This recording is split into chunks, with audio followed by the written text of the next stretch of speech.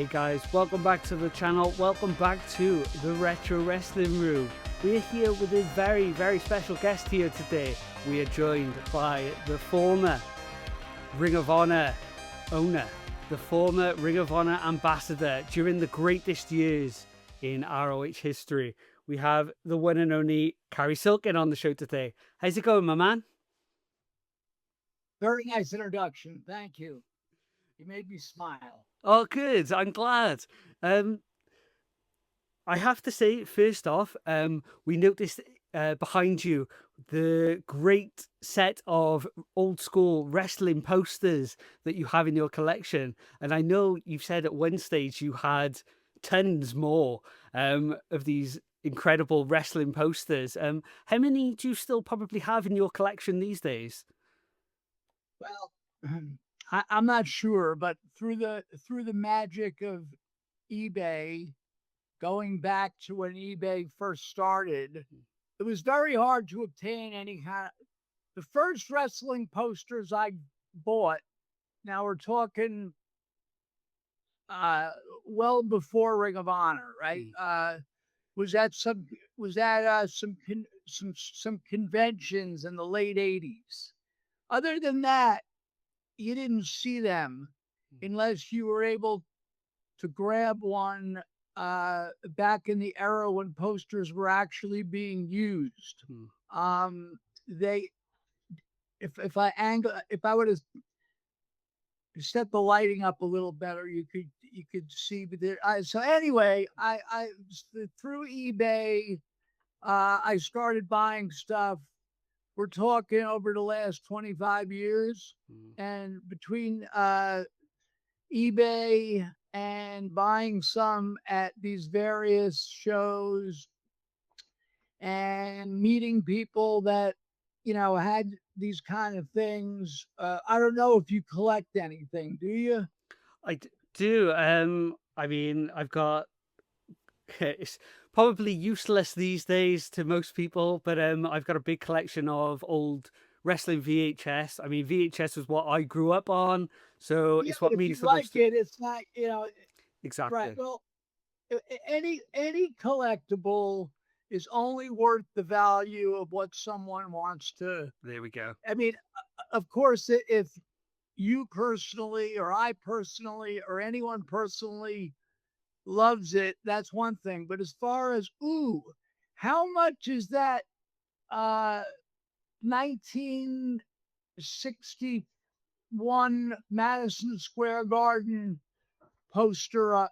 Uh, it's only worth what someone wants to spend on it. But I got hundreds and hundreds and hundreds of them. As a matter of fact, I'm at the stage in my life where I'm ready to dispense, reduce them. You're at the stage in your life where you start collecting. So, There we go. but eventually, it's like there's certain ones that mean a lot to me. The ones that you see on the walls behind me are really, really nice ones, and I have some Ring of Honor stuff uh, because during my time as ROH owner and as the ambassador, uh, I used to like to replicate the posters in that old school style. Right. Yeah. Because if you look using eBay as an example, uh, the posters were only being used by WWF and WCW, NWA, whatever, until like the late 80s. They sort of, I'm talking about in America, they had the cardboard posters that were in the window of the cigar store or the wherever. But they were phased out. They became a advertising tool of the past. So, but in Ring of Honor, we would do it just to have them. I would do it just to have them. So that's a little poster talk. Uh, One more thing on the poster talk I have to mention because I've seen in previous interviews that you've done and podcasts. There was one particular poster, and it wasn't wrestling related, but it was a David Bowie poster that I saw in the background. Oh yeah, And I'm such a big Bowie fan. I just had to mention it here in the podcast. thank you. Yeah, I shipped that poster to. I have a I have a place in Florida, so I moved the poster down there. Yeah, God bless David Bowie. Oh, I mean, talk about things that I collect. Yeah, vinyl records of Bowie as well, because yeah, my mum obviously a massive fan. At the start of his career, you know, that very early 70s. So she had all the originals, and then obviously we're still getting new things now through Record Store Day. They're still finding all these live versions of They songs that they keep releasing. right. They all these bands. They you know the millionth unheard retake of such and such. But Yeah. that's the way it is. We're a few weeks out from that we had this big WrestleMania card, and at the top of the card on night one was CM Punk and Seth Rollins were in there, and they were both such huge stars in ROH when you were the owner of the company. What was it like seeing both of those in you know, that main stage? They call it the grandest stage of them all. It's fantastic, and I'm you know it over the years. Those are two guys that I've kept in touch with. Am I best friends with them? No, but if I send a text and I got to see Punk when he was in AEW a couple years ago in person, which was really nice, and I got to see Tyler Black, Seth Rollins, my friend Colby. Uh, I don't know, 4 years ago. He's so between those guys, Kevin Steen, Kevin Owens, the laundry list of people in AEW, whether it's the Bucks or my old friend Nigel McGuinness, uh, Kyle O'Reilly, Roderick Strong, Mark Briscoe, uh, Matt Taven. There's a laundry list that I'm not doing it much justice at the moment. But when I see these guys, and I have seen a lot of those ones I just mentioned in person, by going a couple times last year to AEW to say hello. But the point is to your question is that I'm really happy for them.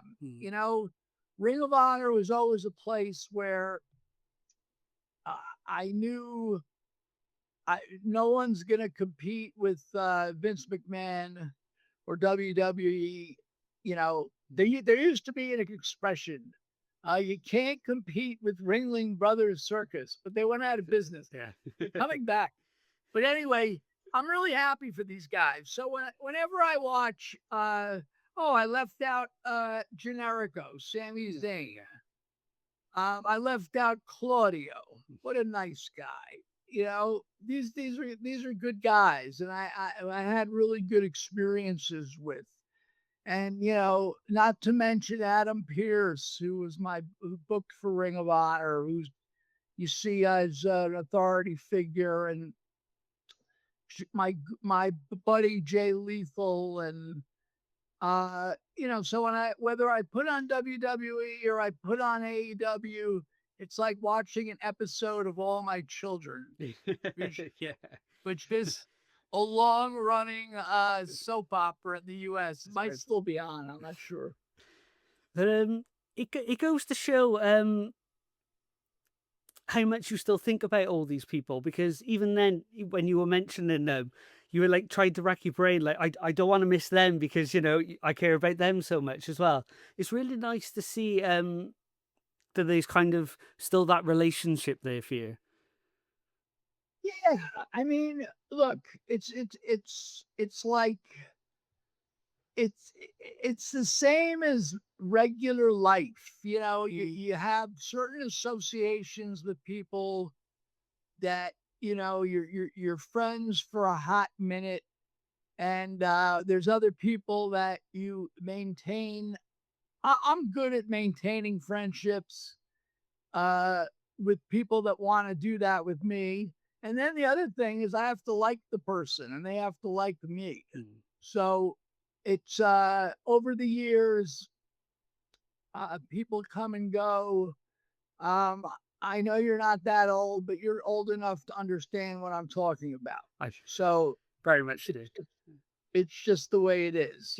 So um, it's yeah, it's good to see everybody doing good. It's also good to see these guys making money. Yeah, yeah, 100%. I What mean, I was going to say oh, before was I yeah, of always course. knew, even when uh, Ring of Honor was always like a feeding system. It was going to be, we had guys under contract, um, but I was very easy. Many times, someone would come up to me, uh, Roderick Strong. Hey, Cary, I can get a tryout. This is like 2008. Mm. I could get a tryout with WWE. I was like, go, go. You know, what am I going to say? No. But at the same time, we didn't want to lose our top guys, but it was always inevitable that that was going to happen. But every time that happened, it made room for the next uh, for the next batch of guys to elevate. Samoa Joe, I left him off the list. How could I possibly do that? It was Samoa, Punk and the famous Samoa Joe CM Punk trilogy, which really helped ROH. We lost those guys left in like by 2006. Mm. So you're losing, but this left room for guys like Nigel and Austin Aries Mm. and Jamie Noble and a young Eddie Edwards and a young Seth Rollins and a young Davey Richards Mm. to eventually, and how could we be naming all these names, but I did not mention Brian Danielson. Of course. Now he's like, Mount Rushmore, ROH. I was fortunate to spend a lot of time with him between 2000 and from the beginning till 2009. Mm. And the same night that Brian left, he was, you know, going to WWE. It was the same night that Nigel left. That's right. You went to People, TNA the same night. That's yeah, right. people thought we're screwed. I thought we're screwed. But we were able to get hold of here someone else I didn't mention, Homicide, Of course. Yep. two-time ROH champion. Homicide has helped Jim Cornette, who I've always had a good relationship with, um, which is I'm probably one of the only wrestling promoters where I could say legit I never had a problem with Jim. Yeah, he had plenty of problems with Ring of Honor, but it was after my tenure as owner. But so that night, September of 2009, We brought in Coronet for a surprise and had Homicide and something else, but it's sort of it was like a magic trick. You're losing Brian and Nigel, Mm. but there were new stories developing. At that point, Tyler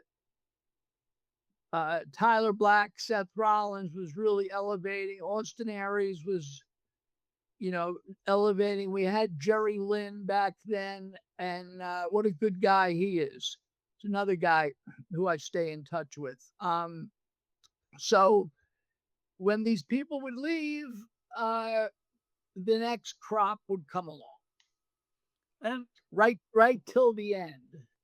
yeah, but when did you like first fall in love with wrestling, so to speak? It was those early days with San Martino, wasn't it, in the New York area? Yeah. Mm. Yes. I don't even want to. I mean, I started watching wrestling. My cousin Mike, who's it was like a big brother cousin. He's still with us. He turned me on to wrestling, turned me on to rock and roll. A lot of influence. But I've started watching wrestling in probably. I tried to figure out when it's like January of, ready for this, 1966. And at the time, WWF was on for 2 hours at Saturday nights on Channel 5. I lived in New Jersey, so this is the New York City market. And there was 2 hours of wrestling. Uh, they taped it in Washington, D.C., and that was the show that was bicycled around to all the Northeast, to the various towns. But yeah, I I don't know. I was a sports fan as a kid, and I was brought up. My dad didn't like wrestling; he liked real sports. And he brought. I was early on. I was a baseball fan and American football fan, and uh, the wrestling just fascinated me. So I saw it, and I found out that there's these wrestling magazines, Mm. and I was an avid wrestling magazine reader, and this is how you would learn about the other territories. Right. And so I would buy these magazines, and all this stuff. But back then, the magazines were reporting on stuff that happened as if it was new, which happened 3 months ago. That's right. But I would read about the bloodbaths in Texas and the Funk family in the Amarillo area, and Eddie Graham and the Florida Championship Wrestling, and the fireball throwing Sheik, not the Iron Sheik, in Detroit, and the Olympic Auditorium in L.A. And I was really fascinated and I understood that how the wrestling system worked. And luckily for a wrestling nerd like me or you, uh, in 1970 in America, they had what they called UHF TV, which was ultra high frequency. So instead of channels, I'm talking New York. Channel 2 was CBS, Channel 4 was NBC, Channel 7 was ABC, and 9 and 11. And I know there's a lot of channels compared to the UK Yeah. years ago, Yes. but there was 6 channels and one wrestling show. But with the advent of the UHF TV, there were these smaller channels. Anyway, Channel 47, which was a Spanish language channel out of Newark, New Jersey, magically on Tuesday nights at 11 o'clock started showing champion. It was, once again, it was Spanish language, but in English, they showed the fantastic championship wrestling from Florida with Gordon Soley, the great Gordon Soley as the announcer. So I was like, holy shit. And then the other Spanish language channel, Channel 41, showed right around the same time, within a few months, on Wednesdays for 2 hours, wrestling from the Olympic Auditorium. It was in Spanish. I've learned, I've, it was on this was distributed to, where they had other Spanish language markets, the Houston, Dallas, Chicago, whatever. So the point is that I didn't care if they were what language they were speaking. It was wrestling. So I got to, so they would have 2 hours of wrestling from the Olympic Auditorium, plus the 1 hour from Florida, and it was a really cool thing. When I think it was around like the early mid 90s. I think much like a lot of people, kind of falling out of love a little bit with WWF and WCW. It was getting a bit How old are cut. you? Older than I look. 39. Okay. But around that time, people were kind of falling out of love with wrestling, with the main two anyway. And I believe this is when you started getting interested in Eastern Championship Wrestling, which then transitioned to obviously Extreme Championship Wrestling. What was it about Eastern Championship Wrestling that really stood out to you? I guess in the early days, it would have been, was it Eddie Gilbert who would have been there? People like this. Yeah, I wound up going to the first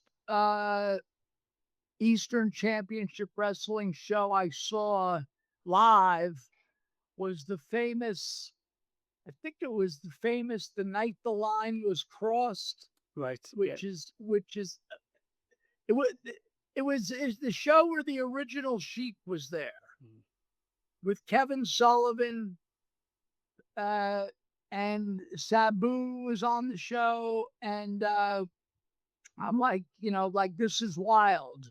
So as it went on and it became Extreme Championship Wrestling, and Eddie Gilbert was only there for a little while. I mean, for my time, but I started going. I was an ECW regular. Uh, I don't know what, 94 on till pretty much till it closed. But they, as you know, they would do the stuff that you would never see in WWE or WCW. It was very adult, very it was, a lot of it was in bad taste, but it was, it was fun. And there was great action. And as you know, they brought in some amazing talent.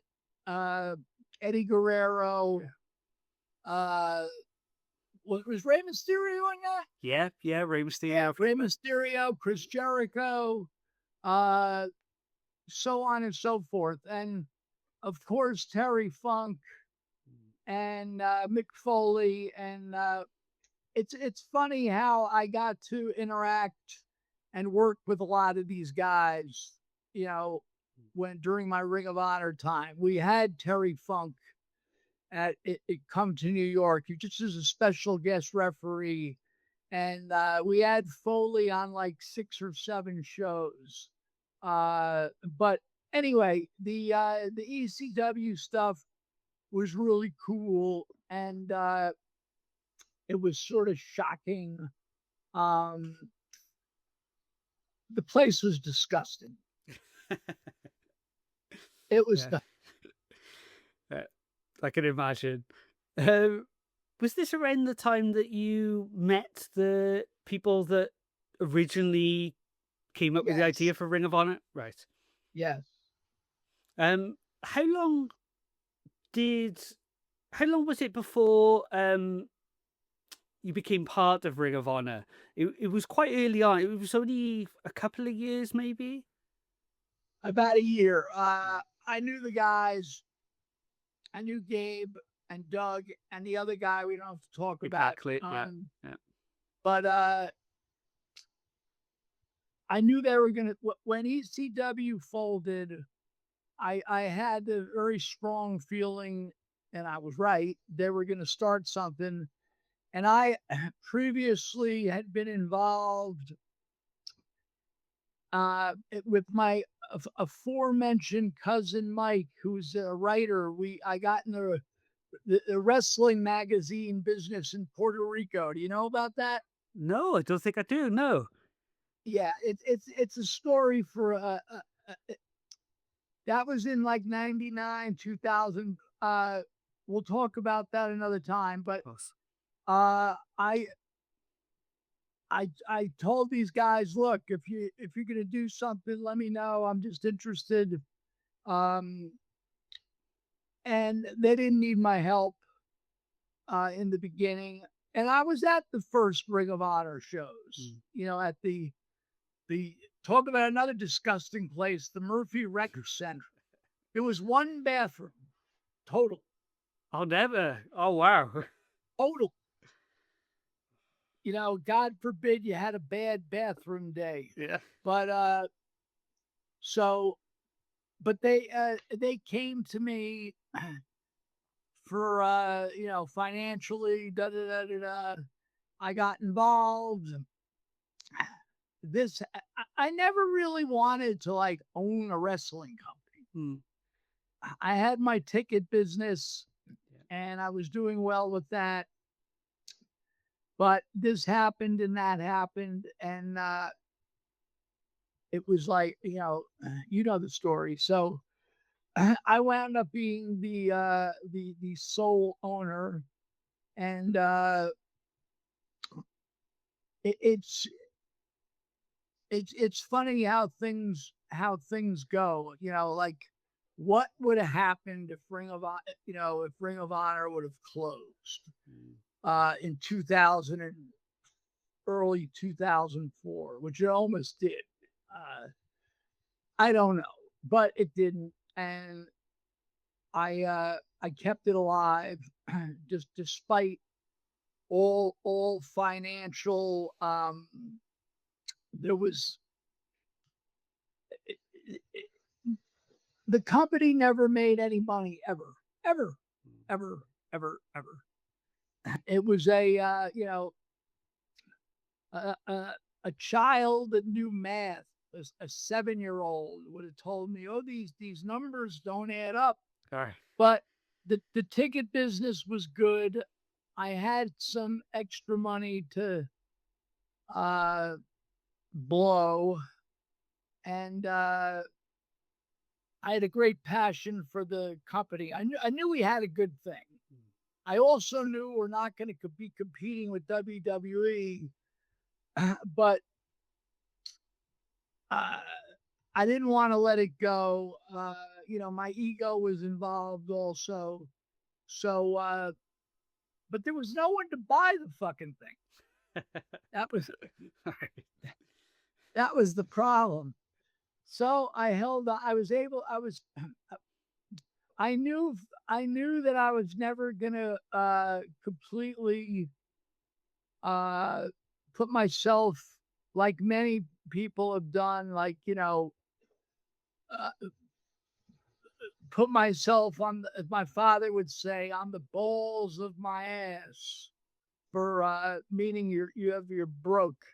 Uh, so I I wasn't going to risk my ticket business, but Mm. I was able to keep ROH alive. And I mentioned Jim Cornette before. If it wasn't for Jim, who knew Gary Juster, who knew Joe Koff at Sinclair, Mm. we lost Joe Koff last year. What a good guy. Um, and so I didn't sell the company officially till the middle of 2011. Mm. So it makes for a good story, and we got some more than a good story. It made for some really good wrestling and some exciting stuff. It was a completely different world back then, as far as just the whole landscape. Like the first few times we went on the heels of WrestleMania, even up to like 2008 in Phoenix, I believe, or 2009 in Dallas or New Orleans. There wasn't a million wrestling shows. No, no, that's right. There weren't, you know. So anyway, I think the Ring of Honor product had a very good impact on the business. What do you think? 100%. Talking of collections, my Ring of Honor DVD collection, especially from that time. 2004, when you took over, we briefly mentioned earlier about those Joe and CM Punk matches. Really hit the ground running. I put a few clips here together. Um, what was it like watching these matches live? Because obviously later on, I think it was the second match kind of gained this notoriety because it was a match that Dave Meltzer gave 5 stars, and that very rarely happened. Wasn't the first? I mean, wasn't the first one in Dayton? I think it was. I think that's right. Um, Where was the second one? oh, Chicago or New York I ish? think it was Chicago, and Steamboat was at the third one, if I remember. Oh, I can't remember now. But what was it like being there for those matches? It was amazing. Yeah. We knew that you could just smell it. You could just feel it. It was amazing. I mean, this was at the point where we had our troubles, and these guys, I don't know about single handedly, but they were a huge a stamp of approval on the product. And you mentioned Steamboat, and I mentioned Foley earlier. We had those guys after all the bullshit. We had those guys on, like, I'm not sure of the number, but like maybe 7 shows with both of them there. And Foley, we really couldn't afford Foley, but he was good to us, and he liked the product. And I still stay in touch with him. He's a good guy. And so between Mick Foley's presence, Steamboat's presence, matches like Joe and Punk, and obviously the whole rest of the crew with the Briscoes and Jay Lethal, and all those early players, it was we needed that to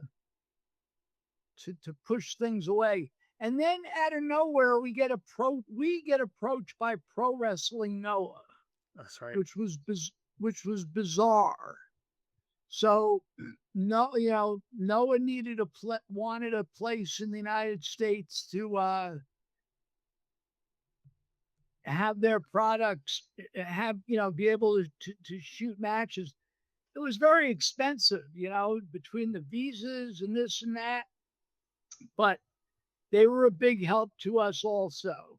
And getting to work with Kenta and Marafuchi and talk about famous matches, the Samoa Joe Kenta Kobashi match. That's right. Greatest, greatest match you got right there. Yeah. Greatest match of all time. When people ask me, and this includes everything I've seen ever.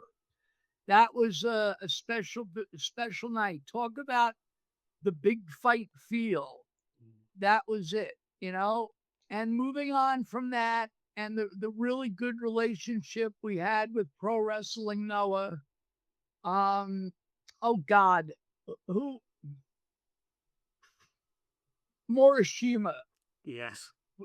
Morishima had the belt.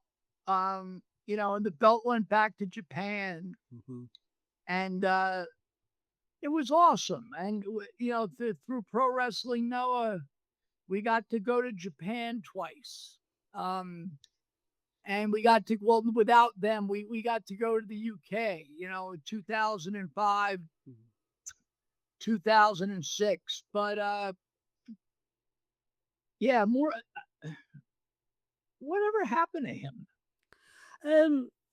I think it was a bit of a sad story in the end. He kind of, I think he had a few tryouts with WWE, didn't quite work.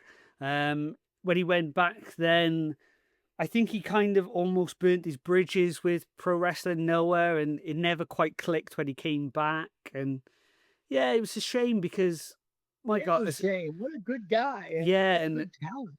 As a monster character, he was unbelievable at that time. Talk about a gentle giant. Mm. He was the nicest. He was the nicest dude, and yeah. But yeah, all these things that were happening that we're going over quickly. It happened fast, and it happened like it's just amazing that it all came together, including being involved in the wrestler movie, with Darren Aronofsky and Mickey Rourke. It's nuts. I thought that was going to be our big break. I really did. We were featured in the movie. Mickey Rourke gets nominated for Best Actor, right? Yeah. Where the hell did that come from? And so, and then at the last minute, Bruce Springsteen does the closing when they roll the credits. It's like the stars were aligned, and I thought when that movie came out, I thought a lot of things that were incorrect. I thought when that movie came out that we're gonna be attracting college kids and whatever non-wrestling fans. And I also thought when the guys that I never spoke to Mark Cuban, but Mark Cuban's people wanted Ring of Honor for their HD net, which is now Access. Is that? I'm not sure what it is now. I don't know. Well, anyway, I thought the HD net thing was going to be a big breakthrough for us. We're on national TV for 2 hours. Excuse me, 1 hour, a week. And those guys were really good to us, and they helped us a little bit financially. But the problem with that was it wasn't really on cable TV. It was on like the Dish Network, right, and a couple of other spots. Point is that it was only available in like under, I don't know, 5% of the households. So it didn't help us sell tickets, sell DVDs, sell whatever. but you learn all these things after it happens. Right, yeah, of course. One of the biggest things, like you got to work with different companies as well, like you mentioned, Pro Wrestling Noah came in, did shows with them. One of the biggest feuds that you had at that time was with the company CZW. Um, and people still look at this as one of the greatest promotion versus promotion feuds. What was it like working with CZW at that time? I'm glad nothing bad happened. Like I didn't particularly like it. Mm. You know, listen, Gabe Sapolsky was a tremendous, fantastic help to ROH. All the bookers I had did a really good job, but Gabe was key, and he knew the CZW people, and I knew them, but it really wasn't my cup of tea. But you know what? It served its purpose at the time, and I like some blood in my wrestling, but I don't like I don't need like the ultra violent Mm. stuff. And I was always worried it was gonna go a little too far, and it probably did. But it gave us it made for some interesting evenings, that's for sure. I think Cornette, who we mentioned earlier, I think he had similar kind of opinions there. Obviously he talks about these classic I'm matches. sorry, who said that? Jim Cornette, Yeah. because we Well, he doesn't. Yeah, he doesn't like that shit. no, because he speaks about like what we class as bloody brawls back then, like Jerry Lawler versus Funk, but it was a very different style of bloody brawl compared to what CCW were bringing to the table at that time. Yeah, I don't need a guy running at me with a weed whacker. No, we've spoken to different deathmatch wrestlers on this show, and yeah, I'm almost so fascinated by it because it's just so out of my realm of what I would go near. I can't imagine what it would be like, It's just completely Well, completely it's out there to me. it's funny because we had Necro Butcher Hmm. for a number of shows, and he was a good guy. When we had him, of course, there was some blood and guts with him, but it wasn't unlimited barbed Right. wire Yeah. this and thumbtack this. So we had like a PG rated Necro Butcher, but that wasn't really the Ring of Honor style. Um, at the core of Ring of Honor, it was supposed to be athletic, wrestling competition. Once again, there was always a good amount of violence, but not to that level.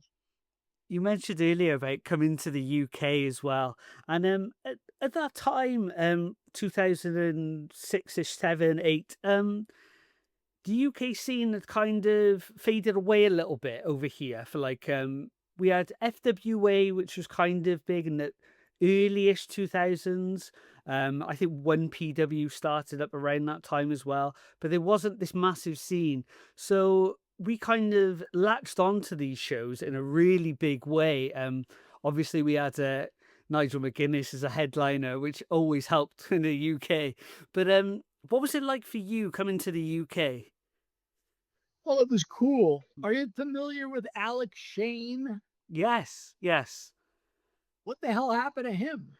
I don't know. I was actually trying to think about him the other day because, yeah, like, I mentioned FWA. He was such a big part of that, and then I think he had things with TNA at some point. But yeah, I have no idea. He's He kind of was a, he was a good hustler, yeah. but listen, he got us over there. It was a lot of fun. For me, it was exciting to go to Liverpool Mm. as an old rock and roller and a Beatles fan. Yeah. Uh, and the crowds were great.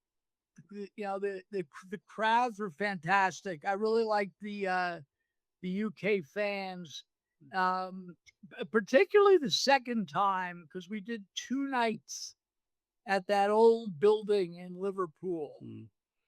Um, you didn't happen to be there, did you? I didn't. No, I didn't get to go, unfortunately. Yeah. So that was. I'm not sure which two. They'd all blends together, but you had the Brian Danielson Nigel match with them smashing their heads. I'm talking about Ring of Honor, Resident Evil. Right, with the Billy Goat violence stuff. And the second year, that might have been the second year too, but we also had Mark Briscoe against Jay Briscoe, which happened a few times over the years, but I know it happened in the UK. And it just was the building had a good atmosphere. The fans were totally invested, and it was a great experience. When you finally did sell the company in 2011, I know you've mentioned that it wasn't financially the greatest success story of all time, say, but on a artistic merit, it definitely was. Almost like kind of one of those bands that people look back on, in or say like a Velvet Underground or something, Right. that Good comparison. the influence years later is felt more so than maybe the sales at the time. But when you sold that company, how did you feel at that time? Was it kind of a bittersweet feeling for yourself? Well, it was more of a sweet feeling because it was relief. Mm. And Joe Koff, you know, it wasn't like, all right, we'll buy the company, Cary, and goodbye. He knew it was very important that Ring of Honor was always, it was everybody was in it together, including the fans. And it wasn't like, oh, Ring of Honor got sold to this big corporation, which it did. Mhm. So he knew it was important to keep me around. Um, and not like Tony. It's all right. Tony's a good guy. He can do what he wants. But so it was nice. That was my favorite time actually, because I would go to the shows. It wouldn't cost me a nickel. Everybody was nice to me. If I wanted to go, I could go. If I didn't want to go, it was no big deal.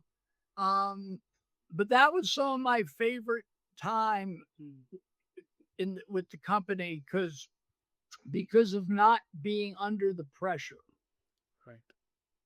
and which also Joe Koff, who was a very people have to understand that he kept RO just like I kept ROH alive. He kept ROH alive because Sinclair, the company, they didn't need all these fucking headaches. The lawsuit from so and so, and just all the bullshit that went along that happens along the way. Yeah. Their intent was to buy it, film an hour, and they could put it on their 95 affiliates around the country. And so, which they did. But at any point, and there were quite a few points where the Sinclair people would have been like, we don't need all this shit. Like, we could just put on another hour of Seinfeld repeats or Right. whatever. Yeah. And Joe and Greg, who was under him, they they not only kept the product alive, where at any point Joe Koff could have said, "Look, fuck this wrestling. I've had enough of all this bullshit and the stuff that goes along with it." And it could have easily ended in right after they bought it, like a year later, 2 years later, 3 years later, but it didn't. And that's including the going all the way up to the pandemic era and paying these people. It's not spoken about enough. They everybody got paid, including guys in the UK and in Australia. They did the right thing, and it's got to be noted because you're talking 2011 to 2020. Yeah. I mean, if the pandemic wouldn't have closed it, that was rough. That was really, really rough. So it's not noted enough. And when Tony Khan, the last real Ring of Honor show, sort of, there's two of them. There's the one in Baltimore, the final battle of 2021, I believe. I got my years right. Yeah. And then WrestleMania weekend of 2022, when Tony Khan, had there was the first show, which I was at, and that was the big match, at least for me, and I think for everybody, was that was the first FTR Briscoes match. Oh, wow, yeah. That was and that was amazing, and so for me, and I think a lot of people, and I'm not knocking Tony Khan. He's a nice man. He can do what he wants, and that's why he bought it, because he can do what he wants. But that was like the last real Ring of Honor show, and it's okay. It's okay. Last December they were at the Hammerstein in New York, which was our building, my building, and with all these Ring of Honor names on, that they have under contract: Adam Cole, Kyle O'Reilly, Matt Taven, Vincent, Jay Lethal, Nigel's there, Jerry Lynn's there. I'm leaving a bunch of names out, but Sanjay Dutt's there. Christopher Daniels is there. Used the excuse was, well, they're doing Dynamite the next night and Collision the next night, and these guys have spots, and I get it, but make an exception and give a throwback to the old Ring of Honor, and but it's okay. I had my run, and I had a lot of had a lot of great times, great memories. Not to mention, and once again, we're talking with Sinclair and Joe Koff and Gary Juster getting to do Madison Square Garden. Yeah. In 2019, April 6th. The building where I saw Bruno Sammartino, the building where I saw 8 million concerts, Led Zeppelin and Jethro Tull and the Grateful Dead and George Harrison and Paul McCartney and The Who and everybody else, many times. And going to wrestling there hundreds of times. Not to mention my days, and you could, if anyone's interested in Cary, Silkin, and there's more to my story than just the Ring of Honor stuff, check out the Last Stop Penn Station podcast that I did with Ian Riccaboni. Yes. Yeah. There's 75 episodes where I just spilled my guts and talked about my life and my not so healthy times prior to Ring of Honor. I don't hide anything as far as drug use, sexuality, this, that, and I mentioned the ticket agency funding Ring of Honor. Well, my beginning of my involvement in as it was as a tout, as a ticket scalper, and I was New York City areas, so I was standing in front of the Garden, freezing my ass off on a bad night when the New York Knickerbockers basketball team is playing Portland and both teams suck, making no money, or and it was so for to come full circle, and for me to be able to start the show with the walkout and get in the ring twice. Last time being the match with Matt Taven, Jay Lethal, and Marty Scurll, the latter match for the ROH title. It's pretty. The odds of this would be like hitting one of these lottery Powerballs. Yeah. For all this to come together. So, in closing here for now, I'm a lucky guy. I think so. Cary, thank you so much for coming on the podcast today. It was brilliant to get to speak to you about Ring of Honor.